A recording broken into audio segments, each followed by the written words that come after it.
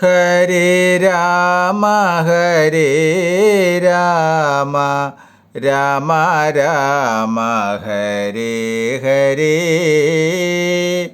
ഹരേ കൃഷ്ണ കൃഷ്ണ കൃഷ്ണ കൃഷ്ണ ഹരേ ഹരേ.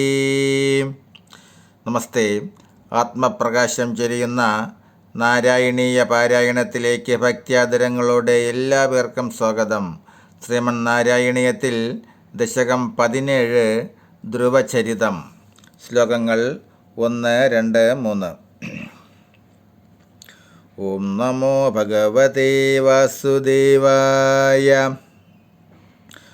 ഉത്ഥാനപാദനൃപതിർമനോ നന്ദനസ്യ ഉത്ഥാനപാദനൃപതിർമനോ നന്ദനസ്യ ജായാ ബഭൂവ സുരുചിർനിതരാമഭീഷ്ടാം അന്യാസുനീതർ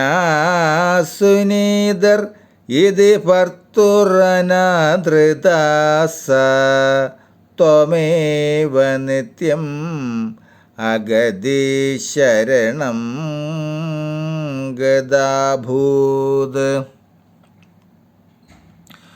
സ്വയംഭൂമനുവിൻ്റെ പുത്രനായ ഉത്ഥാനപാദൻ എന്ന രാജാവിന് 2 ഭാര്യമാരുണ്ടായിരുന്നു. അതിൽ സുരുചി എന്ന ഭാര്യ ഏറ്റവും ഇഷ്ടപ്പെട്ടവളായി തീർന്നു.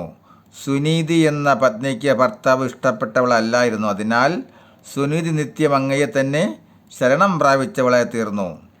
ആർക്കും സദാ അഭയം കൊടുക്കുന്ന ദേവനാണല്ലോ ഭഗവാൻ. അങ്ങ് അവിടത്തെ ശരണമടഞ്ഞാൽ പിന്നെ ഒരു ഭയത്തിനും അവകാശമില്ല. അതിനാൽ സുനീതി ഭഗവത് ശരണത്തിൽ കഴിഞ്ഞുകൂടാൻ തുടങ്ങി. ശ്ലോകം 2.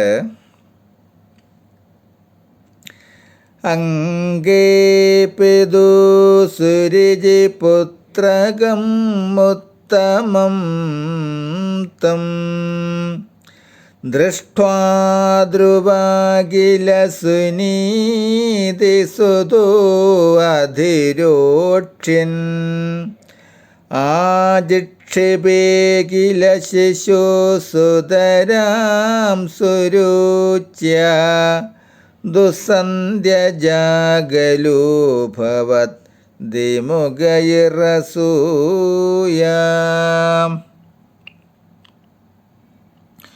ഒരിക്കൽ മഹാരാജ ഉത്ഥാനപാദൻ സിംഹാസനത്തിൽ ഇരിക്കുകയായിരുന്നു. അപ്പോൾ ഭാര്യ സുരുചിയും സമീപത്തുണ്ടായിരുന്നു. രാജകുമാരൻ ഉത്തമൻ അച്ഛൻ്റെ മടിയിൽ കയറിയിരിക്കുന്നു. ഇത് കണ്ടു നിന്ന് ധ്രുവകുമാരന് ശിശു സ്വഭാവമനുസരിച്ച് അച്ഛൻ്റെ മടിയിലിരിക്കണമെന്ന് തോന്നി. അത് ധ്രുവൻ പതുക്കെ പിതാവിൻ്റെ സമീപത്തേക്ക് നീങ്ങി ആ മടിയിൽ നോക്കി നിന്നു. ആ നോട്ടത്തിനർത്ഥം എനിക്കും മടിയിൽ ഇരിക്കണമെന്നായിരുന്നു. ഇത് കണ്ട സുരുചി ആ കുട്ടിയെ ശകാരിച്ച് പറഞ്ഞു, എൻ്റെ മകനുണ്ട് ആ മടിയിലിരിക്കാൻ, നിനക്കതിന് അധികാരമില്ല. അങ്ങനെ ആഗ്രഹമുണ്ടെങ്കിൽ ഈശ്വരനെ ഭജിച്ച് എൻ്റെ പുത്രനെ ജനിക്കണം, അപ്പോൾ ഈ മടിയിലിരിക്കാം. അങ്ങയിൽ ഭക്തിയില്ലാത്തവർക്ക് അസൂയ ഒഴിച്ചുകൂടാത്തതാണല്ലോ. ശ്ലോകം 3. തന്മോഹിതേ പിതരി പശ്യതീദാരവശ്യേ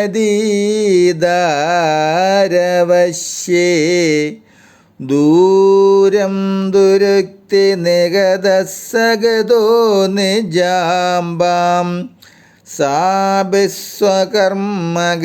സന്ദരണായ പുംസാം ത്വത്പാദം യേവ ശരണം ശിശവേ ശംസ.